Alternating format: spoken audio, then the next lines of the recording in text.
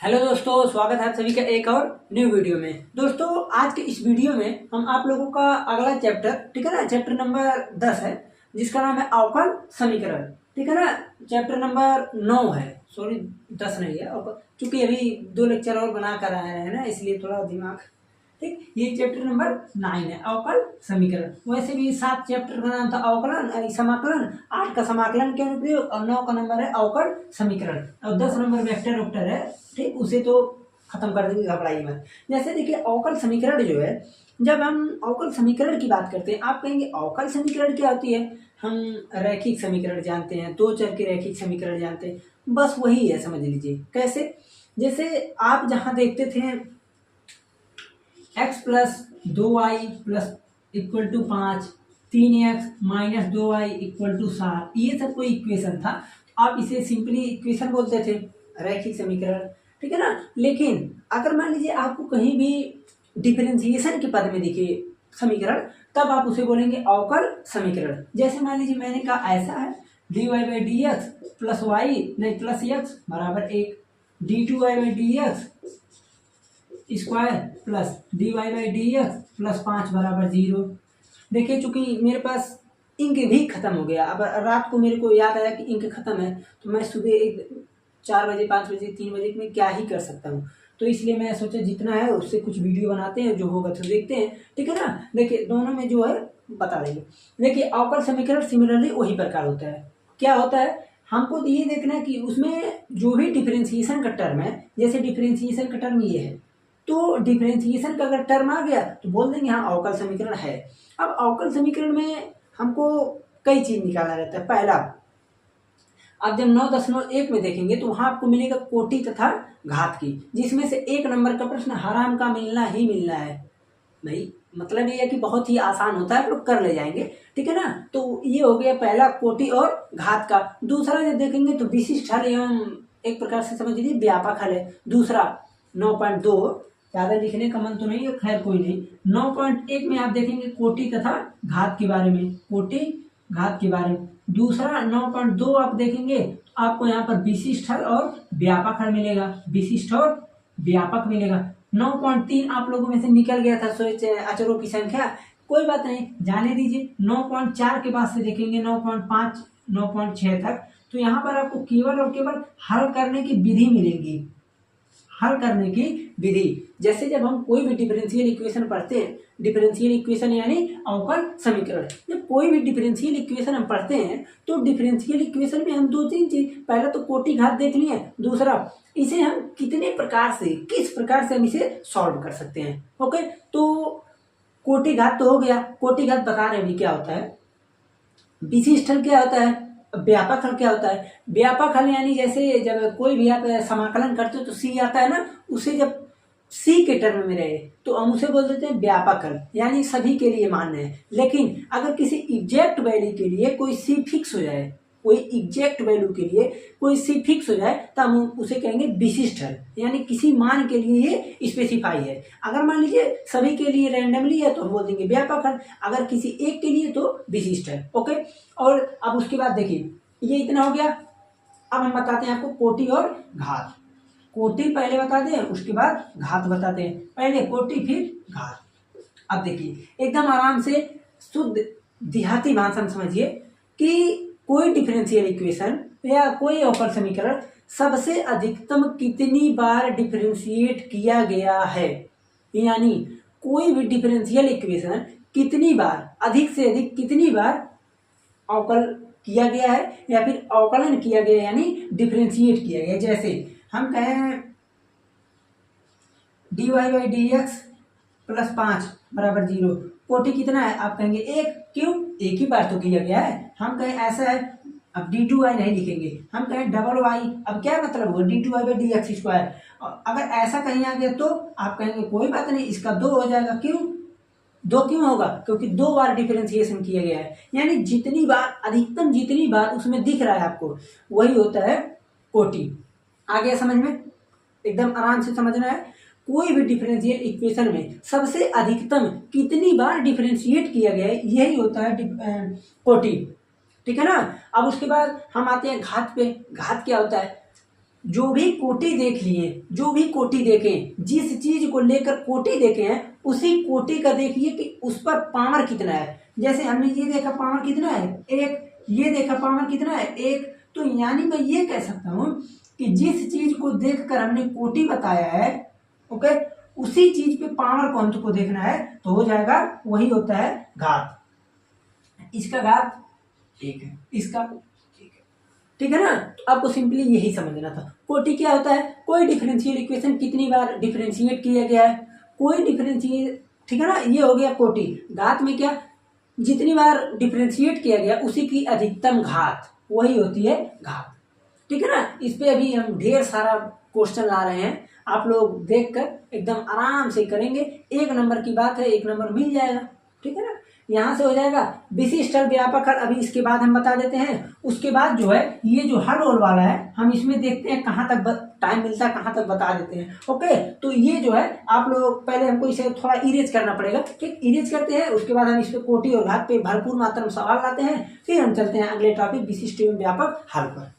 हमको एक चीज इसमें बताना था थोड़ा घात में, लेकिन मैं जानबूझकर वहां पर नहीं बताया हूं ताकि आप लोगों को ये ना रहे कि समझ में ना आए। अब देखिए समझिए आप लोग, जैसे यहाँ पर दिया है d2y/dx² प्लस 5x dy/dx का whole square minus 6y equal to log x। आपको ये देखना है कि इसमें डिफरेंशियल इक्वेशन है कि नहीं। भाई डिफरेंशियल इक्वेशन है तो है ही, पूरा डिफरेंशियल इक्वेशन है, हमको कोटि और घात देखना है। तो देखिए कोटि सिंपली क्या होता है, जितनी अधिकतम बार डिफरेंशिएट किया गया है, कितनी बार किया गया, आप कहेंगे यहाँ से 1 बार, यहाँ से 2 बार, यानी इसका कोटि हो गया 2, कोटि 2। अब घात कितना हुआ भैया, देखिए ये पहला वाला कोटि है, ये मत कहिएगा क्या हो गया, और ये घात है, ठीक है। तो कोटि तो आ गया समझ में। घात क्या होता है, जिस चीज को मैंने कोटि देखकर बोला है इसको कोटि बोला है, तो इस पे पावर कितना है, ई मत कह दीजिएगा 2 है, 2 तो उसका कोटि है, 2 बार डिफरेंशिएट किया गया है, बट उसकी पावर 1 है, यानी इसका घात हो गया 1। अब इस पे आइए, कोटि देखिए कितनी है, अधिकतम कितनी बार, आप कहेंगे 2 बार, कोटि कितना हुआ 2, घात इसका कितना हुआ, आप कहेंगे घात, भाई डिफरेंशिएट इक्वेशन जो जिसको देखकर हम बोलते हैं हाँ 2 डिग्री है 3 डिग्री है, उस पे पावर कितना है, हमको वो घात को रिप्रेजेंट करता है, तो यहाँ से घात हो गया 3।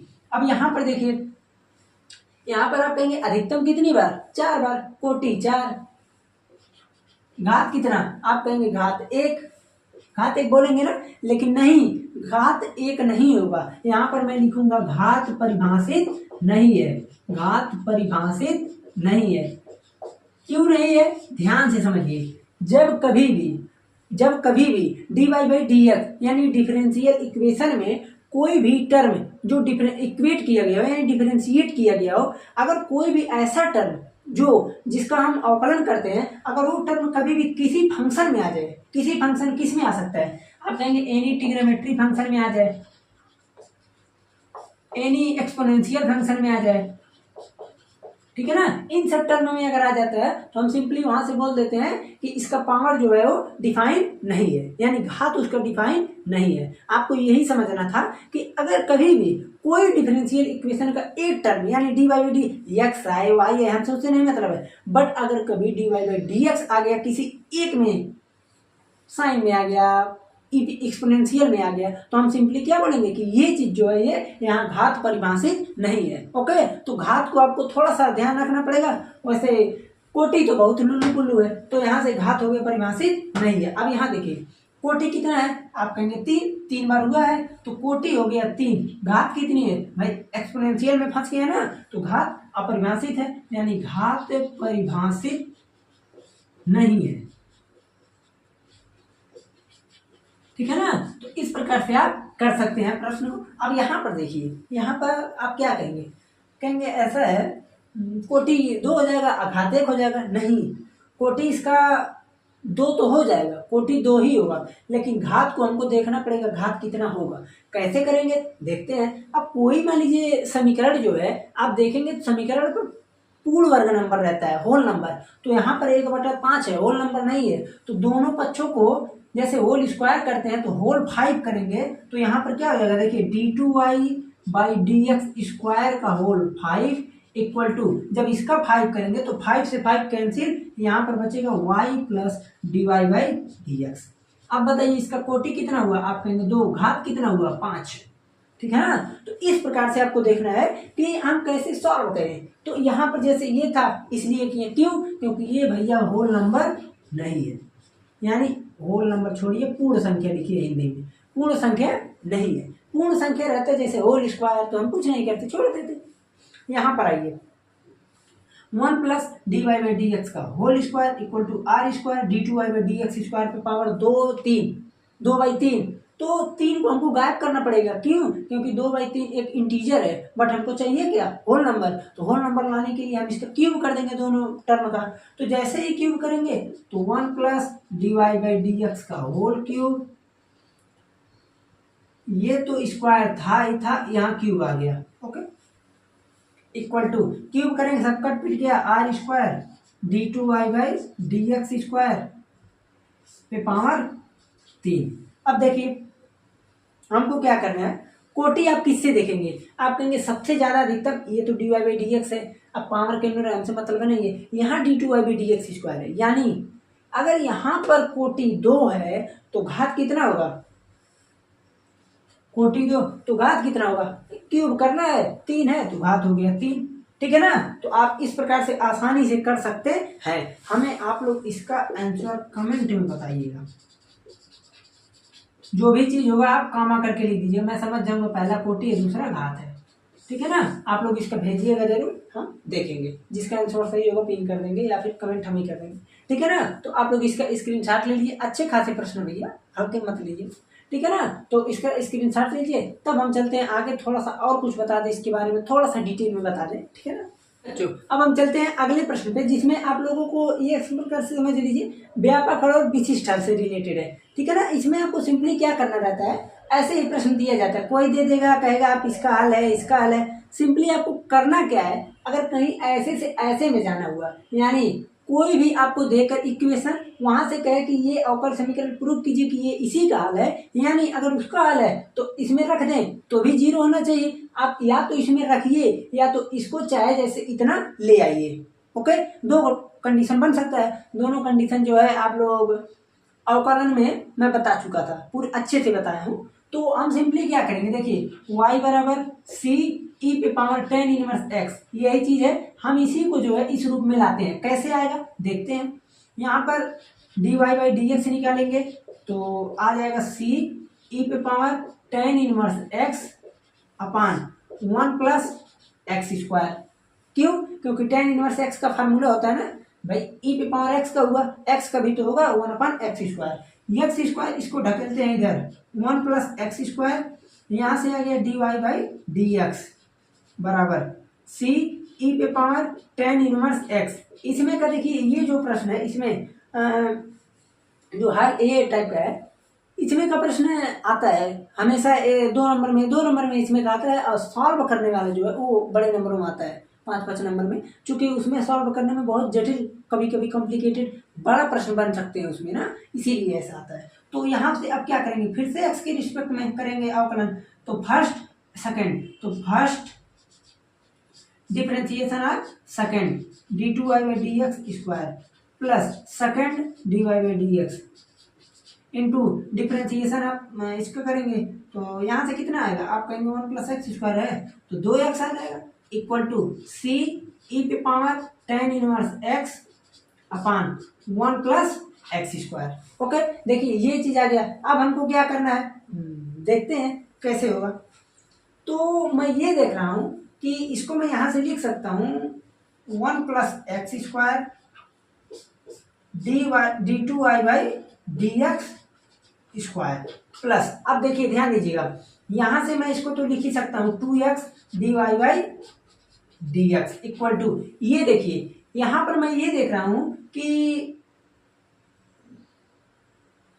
कहाँ गया, हाँ, C E 10 inverse x upon 1 plus X square, ये क्या चीज है, आप कहेंगे D Y by D X, तो यहां से मैं रख दूंगा D Y by D X. अब इसको मैं अपने मूल रूप में ले आऊंगा तो 1 plus X square D two Y by D X square plus 2x minus 1 D Y by D X बराबर 0। देखिए यही चिल्लाना था, यही चीज आ गया, यही चीज आंसर प्रूव हो गया, ठीक है ना। तो इसमें का हमको सवाल बताने का कोई मतलब नहीं है, क्योंकि आप लोग कर ले जाएंगे। हमको जो मेन प्रोसेस है बताने का, देखिए अब आपका समझ लीजिए थोड़ा बहुत तो खत्म हो गया। अब आपको पढ़ना है कि डिफरेंशियल इक्वेशन का हल कैसे करते हैं, हल कैसे करते हैं। तो आपको यहाँ पर जो है मैं तरीका बता देता हूँ, वैसे तो आप जो है हम कल ही बताएंगे अगले लेक्चर में। देखिए डिफरेंशियल इक्वेशन को हल करने का 3 मेथड है आप में। पहला, चर को अलग करके यानी पृथक्करण विधि, जिसमें करते क्या है भाई, एक्स वाई इधर उधर चाहे जहां दे देगा, जैसे मान लीजिए यहाँ पर दे दिया एक्स वाई डी एक्स बराबर डी वाई, ऐसे दे दिया। अब आप ये कर ही नहीं सकते, कोई बात नहीं, ऐसे कर लीजिए। देखिए क्या किया हमने, x को x की जगह y को y की जगह, तो ऐसे को बोलते हैं पृथक्करण विधि, जिसमें हम क्या करते हैं पृथक्करण मेथड में सिंपली कोई भी जो भी वेरिएबल है उसी के हम रिस्पेक्ट में डिफरेंशिएट करने के लिए हम उसी के पास ले जाते हैं, यानी अलग करते हैं, ठीक है ना। अलग करने को ही समझ लीजिए ये है आप लोगों का एलिमिनेशन या फिर पृथक्करण हो गया। ओके, दूसरा आता है होमोजीनियस यानी पावर घात समझिए सेम हो। सेम कैसे हो, जैसे मान लीजिए मैंने कहा ऐसे, देखिए मैंने कहा कोई इक्वेशन आप लिख लीजिए X square plus Y square upon X Y. अब ये बताइए यहाँ का पावर कितना है, आप कहेंगे 2, घात यहाँ का कितना है 2, यहाँ का घात 2 ही है भैया। कैसे, एक एक्स का एक वाई का, 2 2 2 2, हर जगह 2 आया, 2 को कॉमन ले लेंगे तो हो जाएगा ना, 2 आएगा। लेकिन आपको ये समझना है कि इसको करने का प्रोसेस क्या है, तरीका क्या है, ये चीज हम बताएंगे। एक और होता है रैखिक लीनियर फॉर्म में। लीनियर फॉर्म में कैसे, हम कहें ऐसा है D Y by D X plus 2xy बराबर 10x, ये कैसे होगा, तो इस तरह को सॉल्व करने के लिए हम वहां पर लाते हैं रैखिक अवकल मेथड। उसमें हम सिंपली क्या करते हैं, एक फॉर्मेट होता है उसी फॉर्मेट पे रख के तोड़ देते हैं, ठीक है ना। तो अब आपको देखिए क्या बताना है, डिफरेंशियल इक्वेशन को सॉल्व कैसे करना है। इसको 3 मेथड था, पृथक्करणीय, फिर होमोजीनियस यानी समघाती, ठीक है। उसके बाद एक और आता है लीनियर इक्वेशन, रैखिक अवकल विधि। तो उसमें अब तीनों जो है, तीनों को जो है कल के लेक्चर में बताएंगे, क्योंकि उसमें टाइम लगेगा, बहुत सारे प्रश्नों को कराएंगे। इससे ना जाने एग्जामिनर लोग को क्या है दुश्मनी रहता है, बहुत ही प्रश्न इसमें बनता है, ठीक है ना। तो सिंपली जो है इसके आगे का लेक्चर कल मिलेगा आप लोगों को। चैनल पर पहली बार आए हैं तो सब्सक्राइब जरूर करके रखिए, क्योंकि इस टाइम जो है हर प्रकार का वीडियो आप लोगों को जो भी डाउट हो सकता है वो पहले से ही कर दें। अगर और कोई भी डाउट हो तो कमेंट में जरूर बताइए। चलते हैं, मिलते हैं फिर अगले लेक्चर में, देखते हैं।